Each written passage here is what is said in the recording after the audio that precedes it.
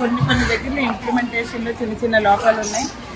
యాక్చువల్గా అంగన్వాడీ సెంటర్లో చూస్తే ఎగ్జైజ్ బాగా చిన్నగా ఉండడం, ఇంకా గంజు వంచడం, కొంచెం పిహెచ్ఆర్ విషయంలో మార్నింగ్ చూసాను తగ్గిల్పూర్లో ఒక అంగన్వాడీ సెంటర్లో ఇంకా ఎగ్స్ వాళ్ళకి డిస్ట్రిబ్యూషన్ ఇవ్వలేదు.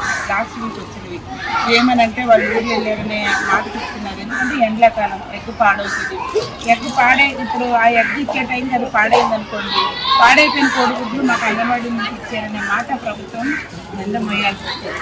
ఇవన్నీ కూడా ప్రతి ఒక్కరి బాధ్యత. ప్రతి ఒక్క అధికారి కూడా మరి ప్రతి వ్యవస్థ కూడా కలిస్తేనే ఆ లబ్ధిదారులకి ఆ పిల్లలకి న్యాయం చేయగలుగుతాం. చాలా చిన్న విషయం అనుకుంటాం కానీ అదే చాలా పెద్ద తారాస్థాయికి వెళ్ళిన ప్రమాదాలుగా మారిన సందర్భాలు మనం చూస్తాం.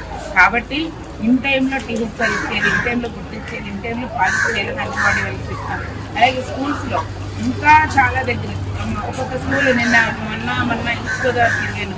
600-700 మంది స్కూల్స్లో కూడా ఒకరు కూడా లంచ్ బాక్స్ తెచ్చుకున్న స్కూళ్ళు ఉన్నాయి.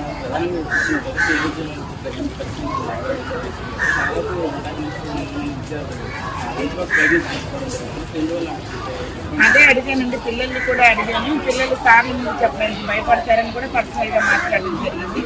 చాలా వరకు మ్యాక్సిమం 300-400 మంది ఇక్కడ లంచ్ బాక్స్ తెచ్చుకుంటున్నారని పేరెంట్ కమిటీ మెంబర్ కూడా చెప్పడం జరిగింది. ఎందుకైనా అంటే పిల్లలకి దాని వాల్యూ అంటే మన ఇచ్చిన పోషక విలువలు కలిగిన ఆ బియ్యం వాల్యూ, ఆ మెనూ వాల్యూ, ఇప్పుడు ఇచ్చిన ఎగ్ వాల్యూ పిల్లలకి సరిగ్గా మన వాళ్ళు కన్వే చేయలేకపోతున్నారనేది నాకు అర్థమైంది. కొంచెం బాధ్యత తీసుకొని ప్రతి క్లాస్ టీచర్ ఒక్క 2 నిమిషాలు బాధ్యత తీసుకొని ఇక్కడ ఈ బియ్యం వల్ల వండుతున్న అన్నం తినడం వల్ల వచ్చే పోషక విలువలు ఏంటి, ఆరోగ్య ప్రయోజనాలు ఏంటి చెప్పినట్లయితే ఖచ్చితంగా పిల్లలు మోటివేట్ అవుతారండి. మేము అన్ని స్కూల్లో అన్ని ఏరియాలో తిరిగి చెప్పలేము కాబట్టి ఇక్కడ కోఆర్డినేషన్ లోపం కనిపిస్తుంది. పిల్లల్ని మోటివేట్ చేయడంలో నిర్లక్ష్యం కనిపిస్తుంది. పేరెంట్స్ బయట నుంచి పంపిస్తున్నారు అనే అశ్రద్ధ కనిపిస్తుంది. పేరెంట్స్ కమిటీ మీటింగ్ టైంలో కూడా మార్నింగ్ మీ పిల్లలకి, నైట్ మీ పిల్లలకి పంచపక్ష పరిమాణాలు పెట్టుకోండి, కానీ మధ్యాహ్నం మా స్కూల్లోనే తినాలనేది ఖచ్చితమైన రూల్గా హెచ్ఎం గారు చెప్పినట్లయితే ఖచ్చితంగా అది ఇంప్లిమెంటేషన్లో మనకు 10% కనబడుతుంది.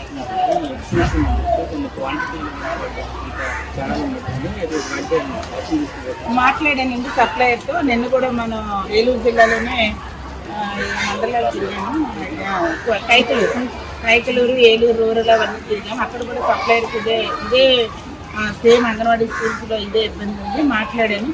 ఒకవేళ కనుక వాళ్ళు రెక్టిఫై చేసుకోకపోతే కనుక వీళ్ళు ఇచ్చే రిటర్న్ చిన్న సైజ్ ఎక్కువ పాడైపోయిన గుడ్లు వాళ్ళని రిటర్న్ చేయకపోతే కనుక దేశీగా దృష్టిలో పెట్టి వాళ్ళ బిల్లులన్నీ కూడా క్లోజ్ చేయిస్తానని కూడా చెప్పాను నేను.